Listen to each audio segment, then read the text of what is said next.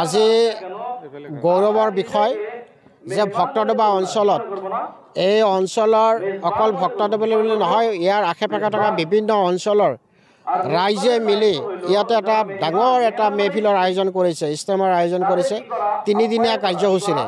গতিকে সঁচাকৈয়ে ইয়াতে আহি আপ্লুত হৈছোঁ আৰু মানুহৰ যি ভিৰ লাগিছে, মানুহৰ যি স্ৰোত বৈছে যে ধৰ্মৰ নামত তেওঁলোকে ইয়াতে আহি ধৰ্ম শ্ৰৱণ শুনি তেওঁলোকে জ্ঞান আহৰণ কৰিব, এটা শান্তিময় পৰিৱেশ ইয়াতে গঢ়ি উঠিব আৰু তেওঁলোকে ইয়াতে জ্ঞান অৰ্জন কৰি, বিশেষকৈ ধৰ্মীয় ক্ষেত্ৰত জ্ঞান অৰ্জন কৰি আমাৰ সমাজখন যাতে সুপৰিচালিত কৰিব পাৰে বা আমি যাতে সমাজত এগৰাকী দায়িত্বশীল ব্যক্তি হিচাপে যাতে আমি প্ৰত্যেকেই অংশীদাৰ হ'ব পাৰোঁ, সেইখিনি সঁচাকৈয়ে ভাল লাগিছে ইয়াতে আহি পেলাই। সেইখিনি আমি আশা কৰিছোঁ।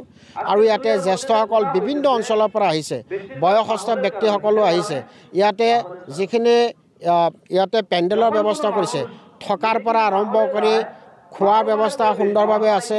তাৰপিছত থকা খোৱাৰ লগতে যিখিনি গা ধোৱাৰ পৰা আৰম্ভ কৰি অজুখানাৰ পৰা আৰম্ভ কৰি অন্যান্য যিসমূহ প্ৰয়োজনীয় বস্তু ইয়াতে সুন্দৰভাৱে পৰিচালকসকলে বা সকলোৱে মিলি পেলাই, এজন দুজন ব্যক্তি নহয়, সকলোৱে মিলি পেলাই ইয়াতে আয়োজন কৰিছে।